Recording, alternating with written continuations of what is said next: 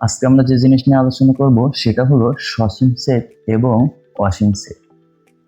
ইতিমধ্যে আমরা জেনেছি সেট মানে কি। সেট মানে হলো বেশ কিছু বস্তুর সংগ্রহ বা অবস্থানকে বোঝায়। যেমন আমরা যদি লিখি যে এ সমান সমান 1 2 3, তো এটাকে আমরা সসীম সেট এবং অসীম সেটে কিন্তু প্রকাশ করতে পারি। সসীম সেটটা মানে কি, আগে আমাদের এটা জানতে হবে। সসীম মানে হলো যে সীমাবদ্ধ। যেমন দেখো, কোনো উপাদান সংখ্যাকে গণনা করা যায়, মানে উপাদান সংখ্যাকে গণনা করা যায়, বা কোনো কিছু একটার ভিতরে ফিক্স থাকে বা ফাইনাইট লিমিটের ভিতরে থাকে, এই জন্য একে ফাইনাইট সেট বলে।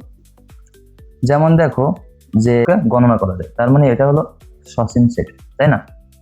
আর আরেকটা যদি উদাহরণ দেখি, যে এফ ইকুয়াল টু এক্স দেওয়া আছে, যে এফ সমান সমান এক্স এর একটা মান, বা এক্স এর মানটা কি এটা কিন্তু দেওয়া নেই, এটা একটা ভ্যালুয়েবল, কিন্তু এখানে এক্স এর কিছু শর্ত দেওয়া আছে বা কন্ডিশন দেওয়া আছে, যে এক্স হবে জোড় সংখ্যা। জোড় সংখ্যা কি কি?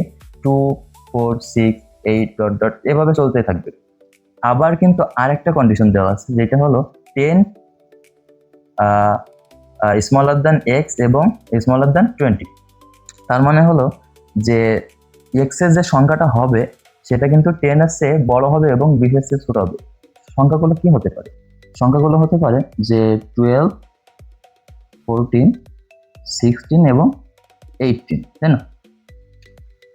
যদি আমরা লিখি যে 20 দিলে কিন্তু বলছে যে 20 এর চেয়ে ছোট হবে, কিন্তু 20 দিলে 20 এর চেয়ে সমান হয়। আবার যদি লিখি যে 22, তাহলে কিন্তু 22 এর চেয়ে বড় হয়।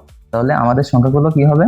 যে এফ সমান সমান আমাদের সংখ্যা হবে যে 12 14 16 এবং 18। তার মানে এই সংখ্যাগুলো এখানে 4টি সংখ্যা আছে, যে 1 2 3 4টা সংখ্যা কিন্তু আছে। তার মানে এই সংখ্যাগুলোকে আমরা উপাদান সংখ্যাগুলো গণনা করা যাচ্ছে। তার মানে এটা কি? সসীম সেট। এবং অসীম সেটটা কি?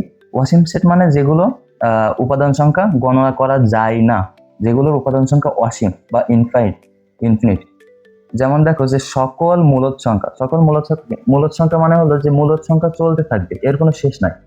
বা এখানে আগে যেমন আমরা একটা দেখলাম যে এক্স জোড় সংখ্যা, এবং আরেকটা শর্ত দেওয়া আছে যে 10 এর চেয়ে বড় হবে এবং 20 এর চেয়ে ছোট হবে। কিন্তু এইটুকু যদি এখানে না থাকে, যদি শুধুমাত্র এইটুকু থাকে যে এক্স জোড় সংখ্যা কি 2 4 6 8 10 এভাবে চলতে থাকবে, মানে ইনফিনিট পর্যন্ত চলতে থাকবে, এর মানে গুণাই যাবে না, তাই না?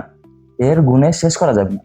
তার মানে এটা কিন্তু যদি না থাকে, তাহলে এটা কিন্তু অসীম সেটের ভিতরে কনভার্ট হয়ে যাবে। আবার এখানে দেখো যে সকল স্বাভাবিক সংখ্যা কি, যে n ইকুয়াল 1 2 3 4 5 6 7 8 9 10 এভাবে চলতে থাকবে, এর কোনো শেষ নাই। তো এটা হলো যে অসীম সেট। আশা করি তোমরা সসীম সেট এবং অসীম সেট কি বুঝতে পেরেছো।